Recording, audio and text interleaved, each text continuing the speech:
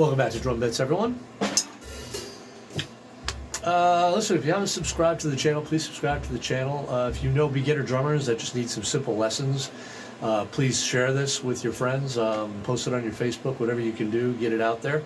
I try to do these twice a week and get them up to you so you can learn how to play the drums. It's simple as that, all right? Today I'm going to show you how to execute what they call cross stick. Some people call them rim shots, but a rim shot's a different thing. Cross stick is when you take your stick and you put it across the drum, usually the snare drum, and you play the rim or the hoop of the snare drum with this part of the stick, like that, okay?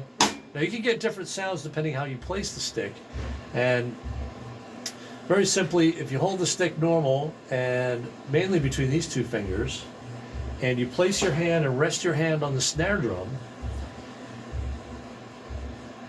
the stick should be kind of on a sideways, pointed at, you know, almost at 3 o'clock, if you think of your snare drum as a clock, almost at 3 o'clock.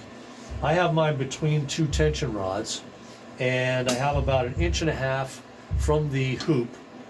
The butt end of the stick is about 1.5 inches away. And if I hit the rim now, while leaving the butt end of the stick on the head, I get a click. If I move that a little south, a little more towards 3, changes a little bit. Changes a little bit more the more I move it. So you might not be able to hear that well. I don't have a mic on the drum, but you're going to get different sounds depending on how you position your stick. You can also bring the stick a little further away from the edge of the drum, the butt end, and it's going to be a little deeper. You can probably hear the difference between this and this. Okay? All right? How I start learning how to play cross stick is I play basic beats, but instead of playing a snare drum, I play cross stick.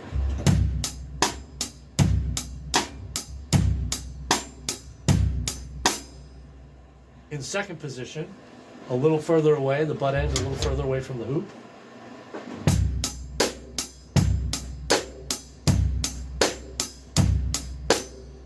Okay, you get the two sounds. Now, as you get better at this, you're pinching between these two fingers and you're lifting your hand up. I'm keeping the bottom part of my hand on the drum, and I'm lifting the stick up, and the butt end of the stick is staying on the drum as well, and then I'm bringing it down for that sound, okay? Now you can start getting fancy with it as you get better, okay? Say you play this beat, well, that snare drum part can also be a cross stick, and it sounds kind of cool as a cross stick.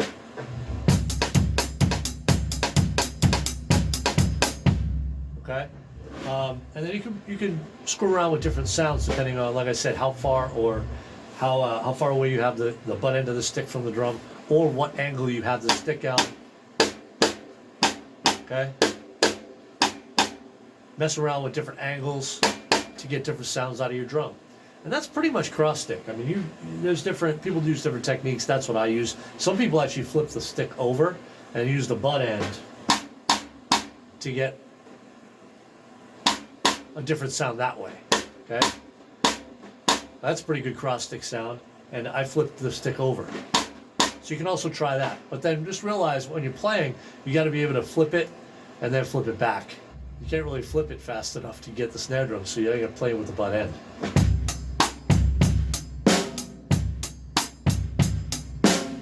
And there's nothing wrong with that. I'm just showing you how some people do it. I keep it with match grip. I don't flip my stick over to do cross stick. I just use it regular.